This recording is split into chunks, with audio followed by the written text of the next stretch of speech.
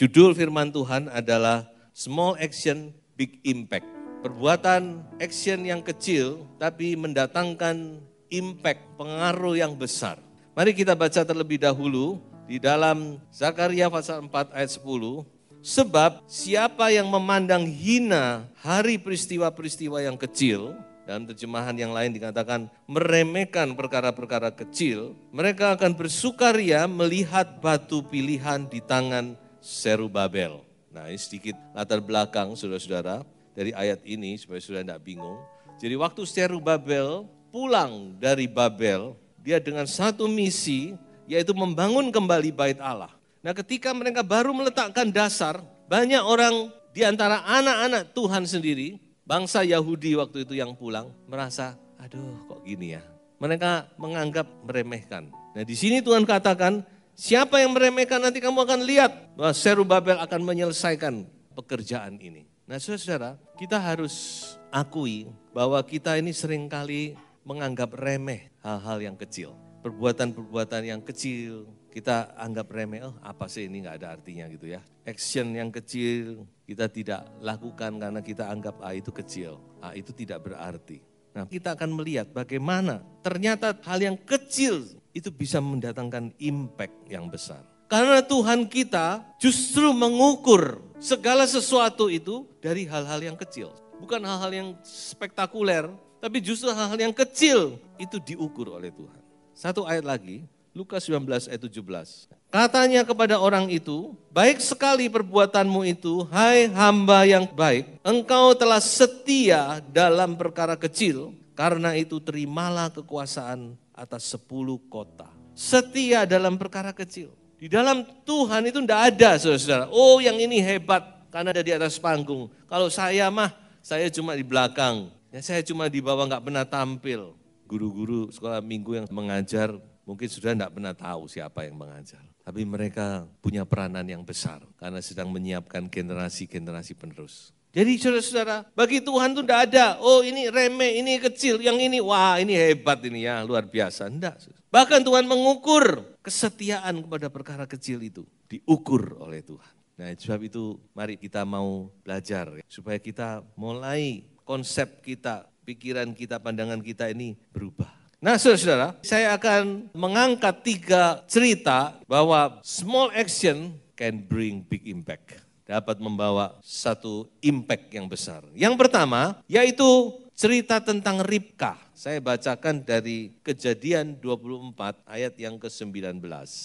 Setelah ia atau Ribka selesai memberi hamba itu minum, berkatalah ia, baiklah untuk unta-untamu juga kutimba air sampai semuanya puas minum. Jadi tidak tahu Eliezer ini tentu oleh doa Abraham, ya, oleh pimpinan Roh Kudus, dia kok bisa milih Ribka dan pilihannya tidak salah. Ketika dia minta minum, dikasih minum, nah kalau itu biasa toh, minta minum dikasih minum ya oke. Tapi si Ribka ini dia punya inisiatif, dia berkata kepada Eliezer, bagaimana kalau unta-unta bapak ini saya beri minum juga. Si Eliezer bawa 10 ekor unta dan tiap unta itu kapasitasnya kalau minum itu bisa 20 sampai 30 liter. Jadi kalau 10 berapa? 200 sampai 300 liter. Bayangkan. Ribka punya inisiatif, punya kebaikan hati, hospitality. Nggak tahu saya mau menggambarkan apa lagi dengan Ribka. Saudara bisa coba renungkan bagaimana untuk menggambarkan action dari si Ribka ini. Dengan sebuah inisiatif dia memberi minum unta. Tapi justru apa yang dia lakukan itu yang menjadi tanda bahwa dia adalah calon istri dari Ishak. Karena memang Eliezer berdoa. Kalau ada orang, ada anak gadis, aku minta minum, lalu dia ngasih minum dan dia menawari minum untuk unta-untaku, itulah dia. Dan itu yang terjadi. Ribka hari itu dia terpilih menjadi calon mempelai dari Ishak. Anak tunggal dari Abraham. Anak perjanjian dari Allah Yehova. Dan kita tahu bahwa Ishak itu gambaran dari Yesus Kristus. Jadi kalau itu kita proyeksikan ke atas, maka Ribka ini sebenarnya gambaran dari gereja yang akan menikah dengan Yesus Kristus. Perbuatan kecil, hanya memberi minum unta. Jadi saudara, luar biasa. Ada hal-hal yang kita tidak mengerti ketika kita melakukan sebuah perbuatan yang baik. Saya akan bawa saudara untuk membaca 2 ayat sekaligus. Matius 10 ayat 42. Dan barang siapa memberi air sejuk secangkir saja pun kepada salah seorang yang kecil ini, karena ia muridku, aku berkata kepadamu, sesungguhnya ia tidak akan kehilangan upahnya daripadanya. Secangkir kecil aja itu punya arti, saudara. Secangkir kecil apa artinya? Ibrani 13 ayat yang kedua. Jangan kamu lupa memberi tumpangan kepada orang, sebab dengan berbuat demikian beberapa orang dengan tidak diketahuinya telah menjamu malaikat-malaikat. Jadi kita diajar untuk hospitality, hospitable, suka tangan terbuka, suka menolong. Tapi saya mau pesan satu, saudara ya. Tolong saudara perhatikan, ini ada perkecualiannya. Kalau saudara tahu itu dari ajaran sesat, jangan diterima.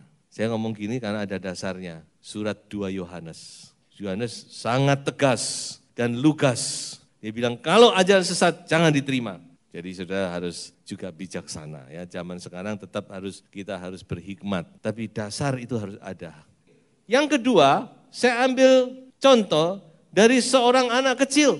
Yang kita tahu ceritanya di dalam Injil Yohanes pasal 6. Saya bacakan satu ayat saja dalam ayat 9. Di sini ada seorang anak yang mempunyai 5 roti jelai dan 2 ikan. Tetapi apakah artinya itu untuk orang sebanyak ini? Dan perkataan ini sangat-sangat masuk akal. Jangankan waktu itu dikatakan orang laki aja 5.000, belum dihitung wanita dan anak-anak. Orang segini ini loh, bagaimana mau makan cuma 5 roti 2 ikan? Apa enggak royoan, saudara? Enggak bisa. Tidak berarti, tapi kita bersyukur buat anak kecil ini. Biasanya anak itu kan egois ya, enggak mau. Tapi anak kecil ini punya sesuatu dalam hatinya, dia mau membawa, mau mempersembahkan, walaupun cuma kecil, dia bawa kepada murid Yesus. Atau mungkin murid yang minta kepadanya, dan dia berikan tanpa protes. Dan kita tahu saudara, 5 ketul roti, 2 ekor ikan, memberi makan sekian ribu orang. Dan masih sisa 12 bakul penuh. Perhatikan firman Tuhan ngomong penuh. Bukan cuma isi separuh, seberapa, tidak. Penuh. Bagaimana ini bisa terjadi? Tidak tahu. Tapi Tuhan bisa mengadakan. Jadi bagi Tuhan kita tidak ada yang mustahil. Amin. Supaya saudara percaya. Jangan menganggap, saya cuma punya ini, saya cuma bisa ini. Saudara serahkan kepada Tuhan. Itu bisa memberi makan sekian anggota rumah tangga Anda. Bahkan bisa melimpah. Makanya saudara, Tuhan kita luar biasa ya. Jadi saudara kita melihat di sini, jangan kita meremehkan ya persembahan-persembahan kecil. Saya juga diingatkan bagaimana Tuhan Yesus pernah berkata kepada murid-muridnya. Tuh lihat tuh, janda itu cuma memberi 2 peser uang, kelinting. Yang lain ketika berkorban, getebuk. Tapi Tuhan Yesus ngomong, persembahannya itu terbesar. Saya juga diingatkan sebuah cerita, saudara. Mungkin saya sudah pernah ceritakan juga ya. Waktu saya baca di bukunya Bapak Pendeta Yonggi Cho, waktu dia mendirikan gereja. Waktu itu Korea, tahun itu habis perang Korea, perang saudara Korea, mereka benar-benar hancur perekonomiannya. Sangat miskin, tidak punya apa-apa. Bahkan Bapak Pendeta Yonggi Cho memulai kebaktian itu dalam tenda. Saudara. Tapi ketika Tuhan gerakkan, dia mulai membangun gedung yang luar biasa megah untuk ukuran saat itu. Dan satu saat uang sudah habis. Di satu ibadah tiba-tiba ada seorang ibu maju ke depan. Dia membawa mangkok dan sumpit. Dia berkata kepada Bapak Pendeta Yonggi Cho, Bapak, saya ingin menyumbang, tapi saya tidak punya apa-apa. Dan ini yang saya anggap paling berharga yang saya miliki, mangkok dan sumpit ini. Saya berikan untuk Tuhan. Apa arti mangkok dan sumpit? Gak ada artinya. Tapi saudara tahu perbuatannya itu mengetuk hati banyak orang. Dan sejak saat itu Tuhan bekerja luar biasa sampai tempat ibadah itu bisa selesai. Perbuatan kecil, small action, big impact. Jadi tidak ada yang terlalu kecil bagi Tuhan. Amin, saudara.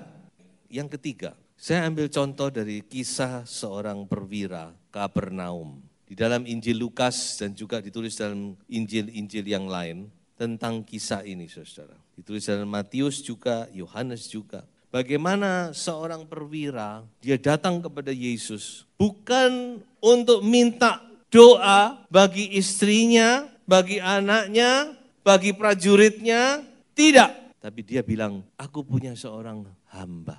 Hamba loh saudara. Zaman itu hamba itu benar-benar posisi sangat rendah. Zaman itu. Dan perwira ini datang kepada Yesus, Tuhan tolong, hambaku lagi sakit, tolong doakan. Hal yang kecil, saudara. Berapa banyak tuan-tuan yang tidak peduli dengan keadaan hambanya. Dan perwira ini punya kepedulian, punya kasih, punya tanggung jawab. Walaupun dia mungkin tidak mampu, dia tahu, saya yakin dia pasti sudah berusaha mengobatkan dengan segala cara. Tapi dia mungkin sudah melihat kok nggak bisa sembuh. Bahkan kalau sudah baca dikatakan hamba itu hampir mati, sakit keras dan hampir mati. Jadi sudah nemen sakit. Itulah yang membuat dia datang kepada Yesus, dia minta, Tuhan tolong hambaku. Hal sepele, untuk orang yang sepele pula. Tapi sudah tahu dari peristiwa ini ada big impact yang didatangkan oleh perwira ini. Coba kita lihat ayat 9. Setelah Yesus mendengar perkataan itu, ia heran akan dia. Bisa membuat Yesus heran. Dan sambil berpaling kepada orang banyak yang mengikuti dia, ia berkata, aku berkata kepadamu, iman sebesar ini tidak pernah aku jumpai sekalipun di antara orang Israel. Jadi ada 3 hal yang saya catat. Yang pertama, ia dipuji oleh Tuhan Yesus. Tuhan Yesus acungi jempol. Luar biasa engkau, perwira Kapernaum.